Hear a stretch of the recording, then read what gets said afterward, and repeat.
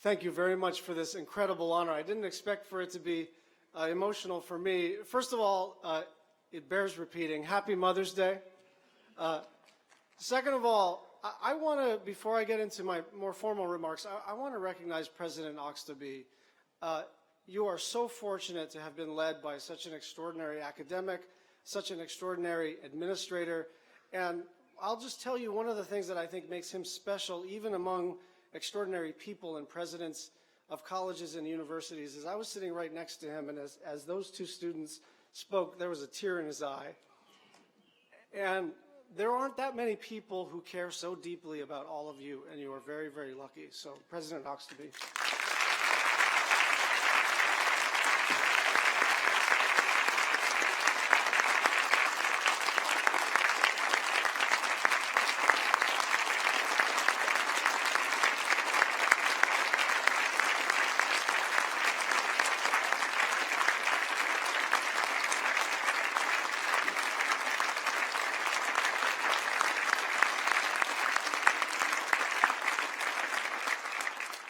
So, Mr. President, to the Board of Trustees, faculty, staff, fellow recipients of honorary degrees, thank you for this great honor. It is great to be back at Pomona, and to the class of 2017, you did it.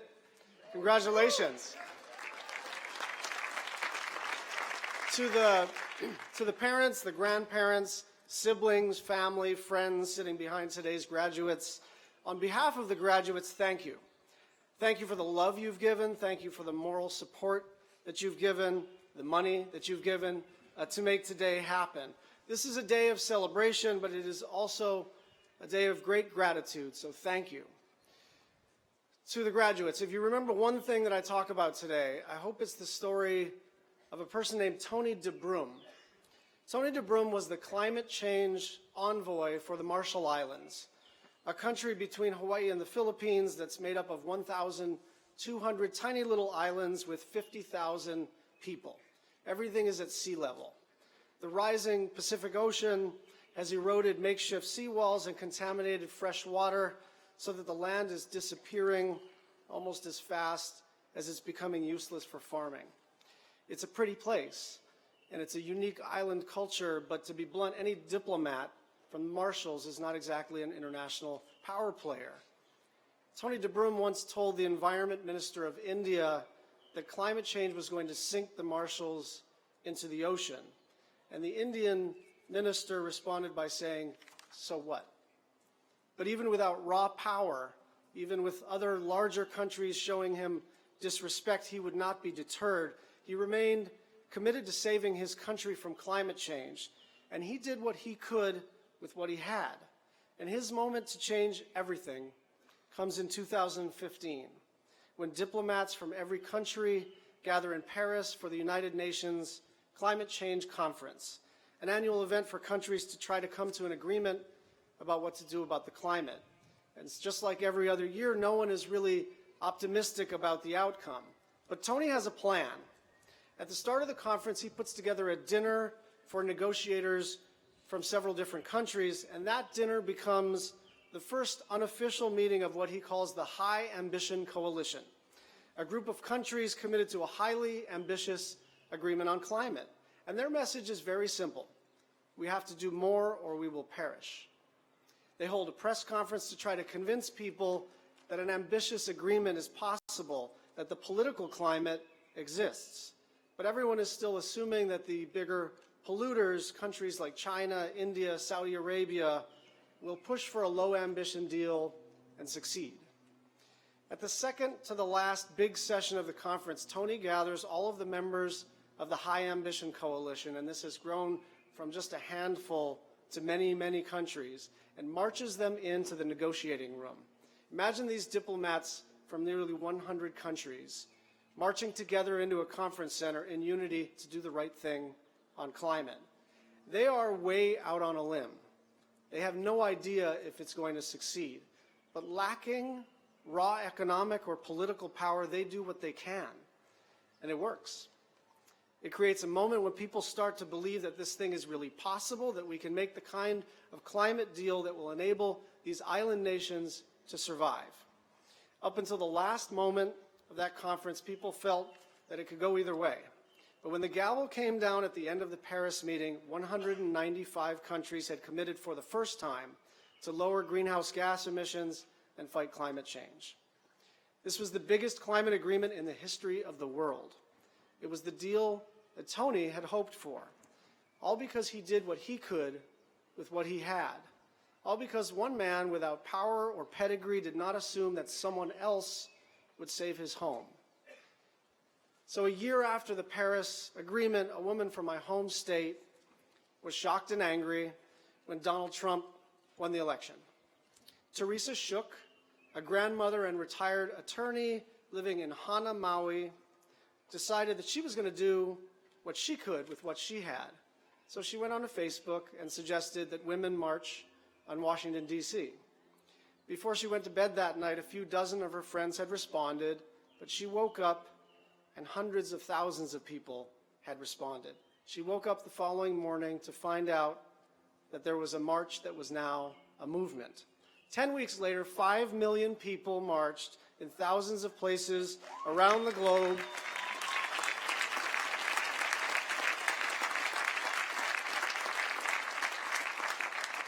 And the resistance was born because Teresa Shook did what she could with what she had. Since inauguration, I've been thinking a lot about something that Ben Franklin once said. He was leaving a meeting about the future of the United States, and he was asked, "Dr. Franklin, do we have a republic or a monarchy?"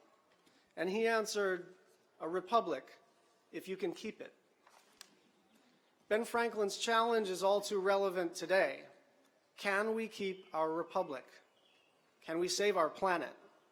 Can we build a more just, more free society?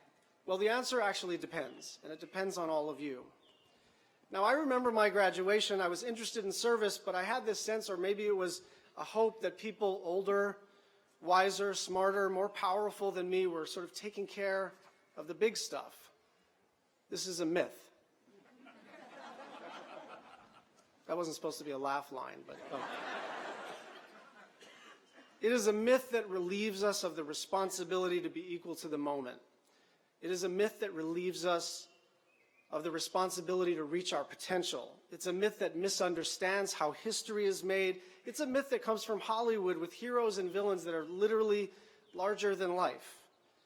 But it is a myth that you must kill.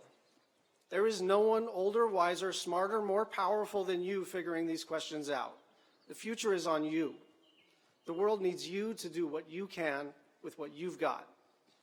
You are graduating in a unique time in the history of the world. I'm in my 5th decade on the planet, and I promise you this is not normal.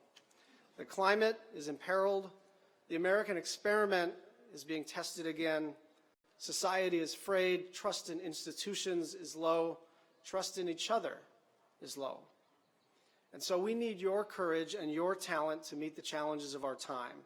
And make no mistake, it is always the new generation. It is always young people meeting the test of their era. They were the ones who fought Nazism in World War II, who battled for civil rights, who battled for women's rights, who stopped the Vietnam War. At the end of the Paris climate meetings, every country had the opportunity to give a closing statement. And you might think that Tony de Brum would have been justified in taking a victory lap for himself and for the Marshall Islands. But he handed the microphone to an 18-year-old woman from the Marshall Islands named Selena Leem. She traveled 8,500 miles to tell this room full of powerful people how important this agreement was to her country and to its future. And she ends by saying that she hopes that the agreement is a turning point. And if the Paris Agreement stands, and I believe that it will, then she's right. The agreement will be history-defining. Now, our country is yet at another turning point. And the question you face today is, are you going to be a part of it? Are you ready to do what you can with what you've got? Well, I'm hoping I can help you to answer that question. And I've got good news and bad news, depending on your perspective. The good news is that you now have a degree, or almost, from one of the best colleges in the country. And as part of the Pomona family, you are an elite company. Look at Sarah Elgin. She's opened doors so that students can be part of scientific discovery. Look at the Sontags, 2 people who have built a place where students from all 5 colleges can make things happen, where they can innovate and collaborate. Look at Gay Payton, who has helped the world to make progress on some of the most difficult issues known to humanity: systematic rape, sexual slavery, apartheid. There is a long list of Pomona people who have blazed trails, opened doors, and made discoveries. They can serve as role models and mentors as you go forward. So that's the good news. The bad news, and again, it depends on your perspective, is that they call it commencement for a reason. Today is the beginning. And so everything you've done up until this moment, if you were in every club and aced every course, or if you were like me, and you struggled through and missed deadlines or even a few classes, either way, it doesn't matter a whole lot, because now you're back at the beginning. During my time at Pomona, I was a marginal student at best, honestly. I loved my time here, but I was anxious, I was aimless, I played a lot of pool and pinball, and I don't know if you've ever heard of Ms. Pac-Man, but that's what I did. I had no idea what I was going to do, and so I majored in philosophy.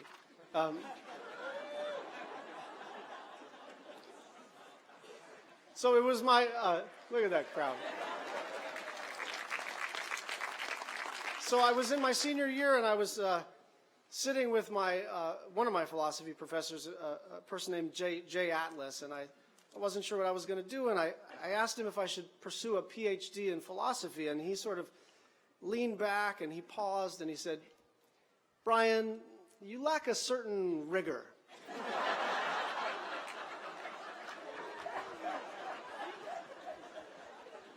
So I still remember Professor Erickson's comments on the last paper that I ever turned into him, and it read, "Brian, we both know that you are better than this, and that is what matters."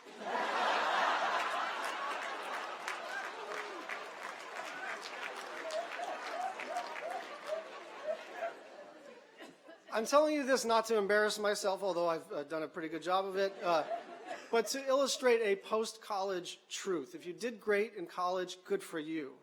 But if you stumbled across the finish line, if you barely finished your thesis, that's okay too. What matters most is what you do next.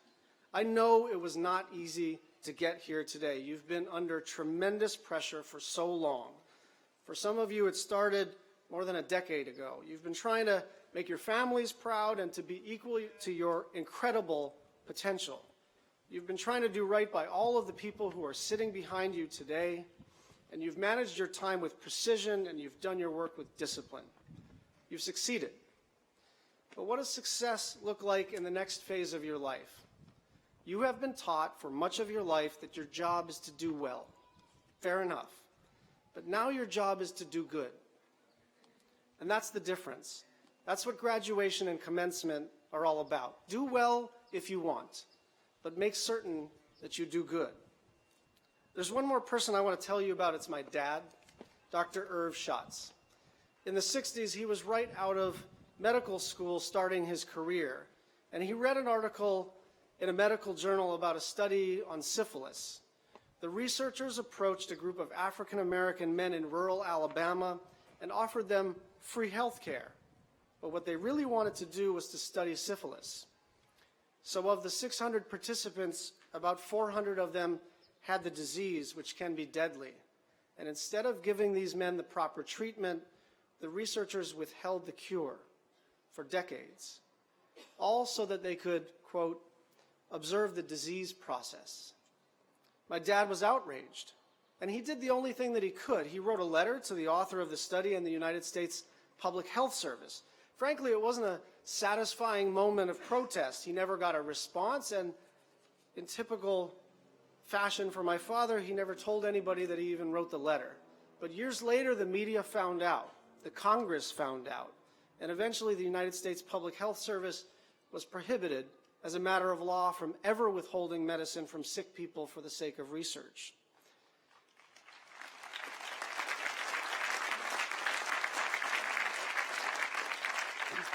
And here's the thing for me, my dad could have easily not sent that letter, thinking that someone else, someone more important, someone more powerful, a medical ethicist, a journalist, a member of Congress, someone else must be in a better position to do something. He could have decided that because a letter was such a small thing to do, that maybe it wasn't worth doing at all. After all, who was he to try to fix that?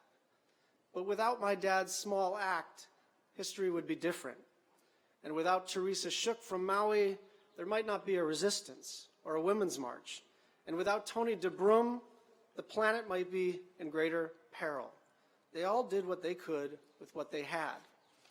Every day is going to give you a chance to change the world, but it's not going to be clear when your moment arrives. I mean, life isn't a Marvel movie. When your opportunity for courage and leadership presents itself in an obvious way when the bad guys show up with ominous music.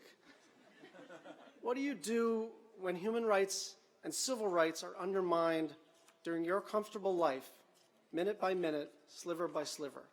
What do you do when the sea levels rise millimeter by millimeter? What do you do when you see injustice, but your life is becoming more successful by the day? You do whatever you can with whatever you have. That is your responsibility as of today, as of your graduation from Pomona College. You have all done very well. Now you have to do good. Congratulations and best of luck.